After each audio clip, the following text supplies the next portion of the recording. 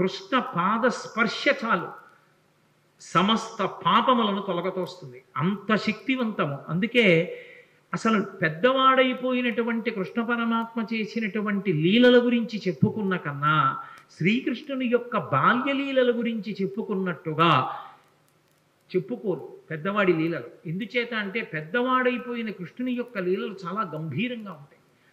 చిన్ని కృష్ణుడిగా చేసినటువంటి లీలలు హృద్యంగా ఉంటాయి, ఆకర్షణీయంగా ఉంటాయి, ఆబాలగోపాలాన్ని ఆకర్షిస్తాయి.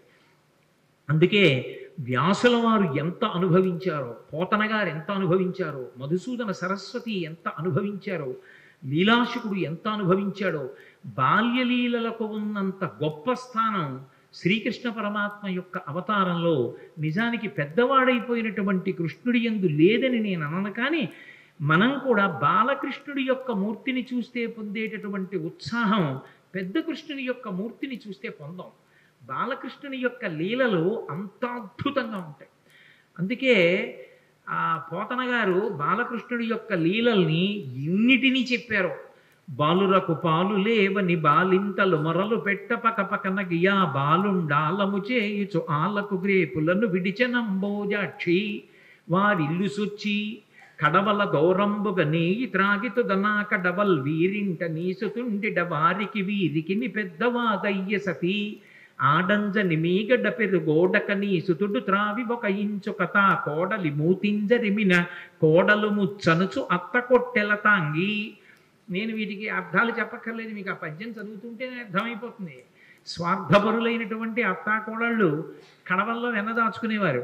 కృష్ణుడు ఎక్కడొస్తాడో అని. కృష్ణుడు ఏం చేశాడంటే రానే వచ్చాడు, రాత్రి వచ్చాడు, శుభ్రంగా వెన్నంతా తినేశాడు. వెళ్ళిపోయే ముందు కొంచెం వెన్న కోడలు మూతికి రాసి వెళ్ళిపోయాడు. అత్తగారు పొద్దున్న లేచి కడవ దగ్గరికి వెళ్ళింది. కడవలన్నీ ఖాళీ, కోడల్ని లేపడానికి వచ్చింది. మూతి మీద వెన్న ఉంది. ఆశి ముచ్చా రాత్రి నేను పడుకున్న తర్వాత వెన్నంతా తినేశావా అని ఆ కోడల్ని పట్టు కొట్టింది. దాచుకున్న వాళ్ళు అలా ఉంటారు. వచ్చిన అతిథుల్ని ఆదరించినటువంటి వాళ్ళు ఎంత అందంగా ఉంటారో, సంసారాలు ఎంత బాగుంటాయో చెప్పడానికి ఒక్కొక్క లీల వెనక మళ్ళీ ఒక్కొక్క తాత్పర్యం. బాలురకు పాలు లేవని బాలింతలు మొరలు పెట్ట పకపకన గియా బాలుండాలము చేయుచు ఆలకు గ్రేపులను విడిచి అంబోజాక్షి. మా పిల్లలకి పాలు లేకుండా చేసేసాడమ్మా, సాయంకాలం అయ్యేటప్పటికి ఎక్కడి నుంచి వచ్చాడో దూడలన్నీ వదిలేశాడు, ఆవుల దగ్గర పాలన్నీ తాగేశాయి, మా పిల్లలు ఏడుస్తున్నారని కొంతమంది గోపకాంతలు వచ్చి చెప్పారు. ఎన్ని లీలలో పుట్టి పుట్టడు నేడు దొంగిలబోయి వారి ఇల్లు చొచ్చి తా ఉట్టి అందక పీటలు రోలు ప్రోవిడి ఎక్కి చేపెట్టజాలక కుండ కిందొక తూటునరించి మీ పట్టి మీగడపాలు చెరలు పట్టి తాగెతలోదరి. దీనికి అర్థం చెప్పాలని నేను అనుకోవట్లా, అంటాను కానీ మళ్ళీ చెప్తుంటాను. కృష్ణుడు ఇంటికి వెళ్ళాడు, ఆ అత్తా కోడలు ఉట్టి దొరికితే తాగేస్తాడని చెప్పి ఉట్టి కింద ఉంటే ప్రమాదం అని చెప్పి పైన కట్టేశాడు. తీసుకెళ్ళేదో చిక్కంలో పెట్టి పైన కట్టారు. రానే వచ్చాడు, చూశాడు, ఓహో ఈ అత్తా కోడలు పైకి కట్టారా ఎలా అనుకున్నాడు. పీటలు ఓళ్ళు అన్నీ తీసుకొచ్చాడు, అక్కడ వేసాడు, వాటి మీద ఎక్కాడు. ఇలా చేయి పెడదామని చూశాడు, అందలేదు. పీటలు రోళ్ళు వేసుకున్న అందనంత పైకి పెట్టేశారా, వీళ్ళ పని చెప్పాలనుకున్నాడు. ఓ రాయి ఒకటి తీసి కిందకి అన్నం పెట్టాడు. చక్కగా పైనుంచి కారిపోతుంది. హాయిగా అందరూ చీరలు పట్టి తాగారు, వెళ్ళిపోయారు. భాగవతం కాదు కానీ నాకు ఇది చెప్పినప్పుడల్లా జ్ఞాపకం వస్తూ ఉంటుంది. ఒక చోట ఒక అత్తా కోడలు అంతకన్నా చాలా తెలివైనవాడు. ఇలా వచ్చి ఎక్కడో ఉట్టి కట్టి పెట్టినా తాగేస్తున్నాడని వాళ్ళు ఏం చేశారంటే కుండ చుట్టూ గంటలు కట్టారు. వచ్చి ముట్టుకున్నాడో గంటలు మోగుతాయి, అప్పుడు పట్టుకోవచ్చు అనుకున్నారు. ఆయన ఏం చేశాడు, పీట వేసుకున్నాడు, రోడ్లు వేసుకున్నాడు, పిల్లల్ని ఎక్కించాడు, ఆ వీపులు ఎక్కాడు, దగ్గరికి వెళ్ళాడు. ఎలా ముట్టుకోవడం, ముట్టుకుంటే గంటలు మోగుతాయి. చూశాడు పరాత్పరుడు, ఆయన శాసనానికి ఏది లొంగదే. ఓ గంటలలారా మీరు మ్రోగకుడు అన్నాడు. అవి విన్నాయి. చక్కగా వెన్న తీశాడు, పిల్లలందరికీ పెట్టాడు. ముందు వాళ్ళకి పెడితే కానీ తను తిండవు. అందరికీ అందిందా, అందింది. ఇప్పుడు ఆఖరణ తను తీసుకుని ఇలా నోటి దగ్గర పెట్టుకున్నాడు, గంటల గనకన మోగి. అరే మిమ్మల్ని మోగద్దన్నాను కదా, ఎందుకు మోగారన్నాయి. ఏం చెప్పమంటావు పరమేశ్వర, వాళ్ళకి పెడితే ఊరుకున్నా, నువ్వు నోట్లో పెట్టుకుంటే నైవేద్యం అలవాటు గంట మోగడం, అందుకని మోగేశాను. అలా ఎంతమంది ఇన్ని అనుభవించారో మహానుభావుడు. వేలుపుల్లటి నాకంటెను వేలుపు మరి ఎవ్వడనచు బికబకెన గిమా వేలుపుల్ల గోడపైనో హేలావతి నీత నూజుడెంగిలి చేసన్.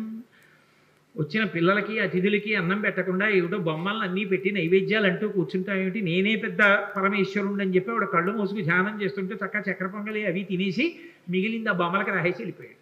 నాకన్నా వెళ్ళిపోవడం నీ తిన్నానులే చాలన్నాడు. కొడుకులు లేరని వకసతి వగవగ తన్ను మగనిగా గైకొని నన్ కొడుకులు కలిగెదరనిపై పడినాడిది వినువు శిశువు పనులే తల్లి అంటుంది ఇంకో గోపిక వచ్చి.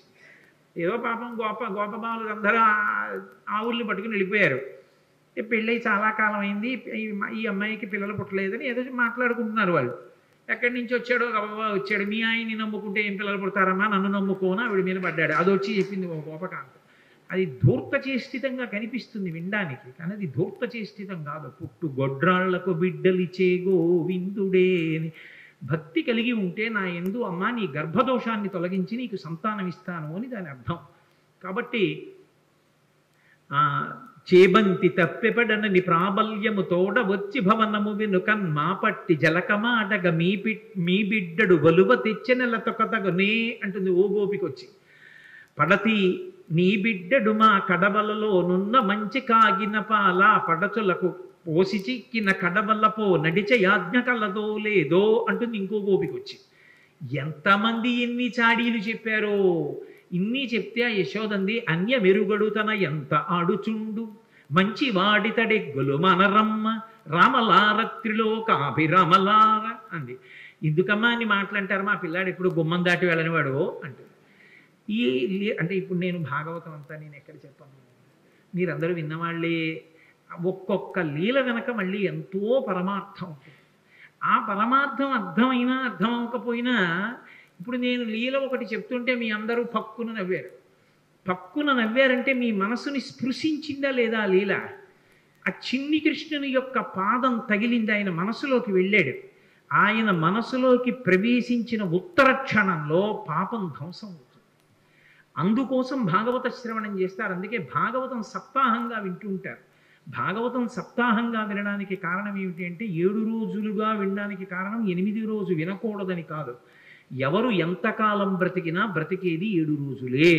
70 ఏళ్ళు ఉండనివ్వండి, 80 ఏళ్ళు ఉండనివ్వండి, 100 ఏళ్ళు ఉండనివ్వండి. ఆది సోమ మంగ బుధ గురు శుక్ర శని తప్ప బతకడానికి 8వ రోజు లేదు, చావడానికి 8వ రోజు లేదు. ఉండేది 7 రోజులే. కాబట్టి ఆ 7 రోజులు భాగవత శ్రవణం చెయ్యవలసిందే.